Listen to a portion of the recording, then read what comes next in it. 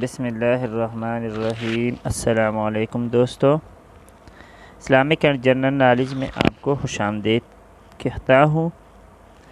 پیارے دوستو، آج اسلامیات کلاس چہارم یونٹ نمبر 1 قرآن و حدیث کے MCQs حل کرنے جا رہے ہیں، اور یہ MCQs treasure of knowledge 4th edition کے ہیں۔ پیارے دوستو، سوال نمبر 1 ہے، لفظ قرآن قرآن سے نکلا ہے، قرآن سے کیا مراد ہے؟ تو پیارے دوستو، یہ الف اور بے دونوں اس کے درست جواب ہیں۔ اس نے جمع کیا اور اس نے پھاڑا، یعنی درست جواب جیم، الف اور بے دونوں۔ سوال نمبر 2 ہے، پارے کے لغوی معنی ہے؟ تو پارے کے لغوی معنی ہے ٹکڑے۔ پارہ نمبر 9 شروع ہوتا ہے، تو پارہ نمبر 9 قال الملأ سے شروع ہوتا ہے۔ وَعْلَمُوا سے کون سا پارہ شروع ہوتا ہے؟ وَعْلَمُوا سے 10واں پارہ شروع ہوتا ہے۔ پارہ نمبر 12 شروع ہوتا ہے، پارہ نمبر 12 وَمَا مِن دَابَّةٍ سے شروع ہوتا ہے۔ پارہ نمبر 16 شروع ہوتا ہے، تو پارہ نمبر 16 یہ قال علم سے شروع ہوتا ہے، درست جواب جیم ہے۔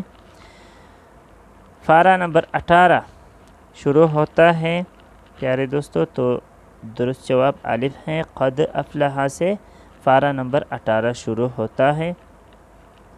سورۃ الماعون میں کل کتنی آیات ہیں؟ سورۃ الماعون میں کل 7 آیات ہیں۔ صحیح مسلم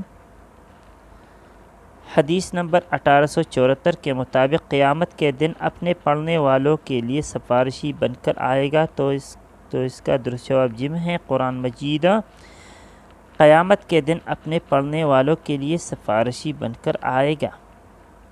سورۃ الکافرون کا پہلا لفظ تو یہ قل ہے، درست جواب الف ہے۔ سورۃ اللہب میں کل کتنی آیات ہیں؟ تو سورۃ اللہب میں 5 آیات ہیں۔ قرآن مجید کی سب سے بڑی سورت کون سی ہے؟ تو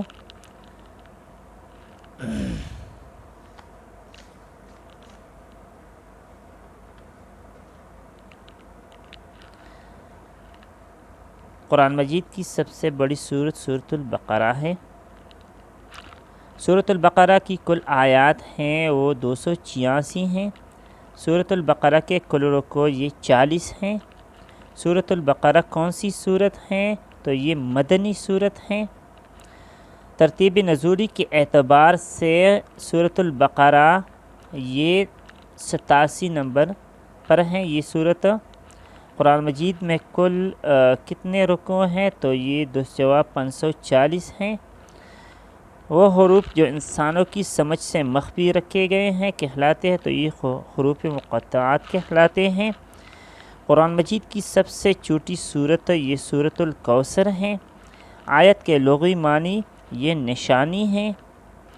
قرآن مجید کی سب سے عظیم آیت، سب سے لمبی آیت سورۃ البقرہ کی آیت نمبر 282 ہے، جو آیت مدینہ کہلاتی ہیں، تو اس کا درست جواب بے، آیت الکرسی۔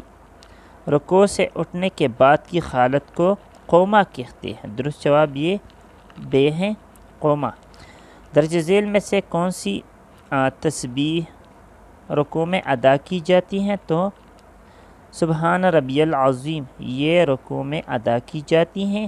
قوما کی حالت میں کون سی کلمات ادا کیے جاتے ہیں؟ تو قوما کی حالت میں ربنا لک الحمد یہ کلمات ادا کیے جاتے ہیں۔ نماز کے کس رکن کی ادائیگی کے وقت سبحان ربی الاعلیٰ کی تسبیح ادا کی جاتی ہے؟ تو یہ سجود کی حالت میں، یہ جو رکن ہے اس حالت میں یہ کلمات ادا کی جاتی ہیں۔ 2 سجدوں کے درمیان کچھ دیر کا قیام جو کہ واجب ہے کیا کہلاتا ہے؟ تو یہ سجدہ کہلاتا ہے، یعنی 2 سجدوں کے درمیان جو واجب ہے وہ جلسہ ہے، یہ 27 نمبر، نماز کے فرض رکن قاعدہ سے کیا مراد ہے؟ تو اس سے مراد نماز میں بیٹھنا ہے۔ نماز میں اعوذ باللہ پڑھنے کو کیا کہتے ہیں؟ نماز میں اعوذ باللہ پڑھنے کو تغوذ کہتے ہیں۔ نماز میں بسم اللہ پڑھنے کو کیا کہتے ہیں؟ نماز میں بسم اللہ پڑھنے کو تسمیہ کہتے ہیں۔ حضرت محمد صلی اللہ علیہ وسلم نے اپنی زندگی میں جو کام کیے یا جو باتیں ارشاد فرمائے ان کو کیا کہتے ہیں؟ تو ان کو حدیث کہتے ہیں۔ اللہ تعالیٰ اس پر رحم نہیں فرماتا جو ڈیش یعنی خالی جگہ پر رحم نہیں کرتا، تو یہ صحیح بخاری کی حدیث 7376 یعنی 7376 ہیں نمبر پر ہے۔ اور یہاں لوگوں پر رحم نہیں کرتا، یعنی اللہ تعالیٰ اس پر رحم نہیں کرتا جو لوگوں پر رحم نہیں کرتا۔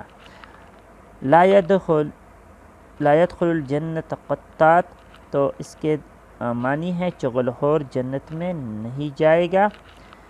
حدیث صحیح بخاری کے مطابق تم میں سے میرے نزدیک زیادہ محبوب ہیں جو اچھے یعنی خالی جگہ میں یہ اخلاق آتا ہے یعنی اچھی اخلاق والا ہیں۔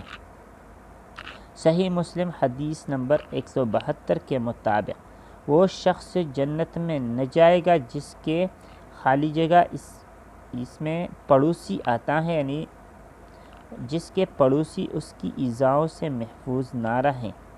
تو درست جواب جم ہے پڑوسی۔ سنن ابن ماجہ حدیث نمبر 3829 کے مطابق اللہ تعالیٰ کے نزدیک خالی جگہ سے زیادہ کوئی چیز عزیز نہیں ہے، تو خالی جگہ میں دعا یہ درست جواب ہے۔ اللہم بسمک اموت و احیا کی دعا ہے، یعنی یہ سونے کی دعا ہے۔ الحمدللہ الذی احیانا بعد ما اماتنا و الیہ النشور۔ یہاں پیارے دوستو یہاں پر یہ کچھ غلطی یعنی مس پرنٹنگ ہوئی ہے، بعد ما اماتنا یہ مس پرنٹنگ ہے کی دعا ہے، یہ جاگنے کی دعا ہے۔ اللہم انی اعوذ بک من الخبث والخبائث یہ دعا ہے، یہ بیت الخلاء میں داخل ہونے کی دعا ہے۔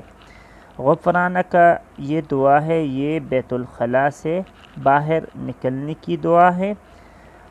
اے اللہ میں تیری بخشش چاہتا ہوں، تو یہ جو ترجمہ ہے تو یہ غفرانک کا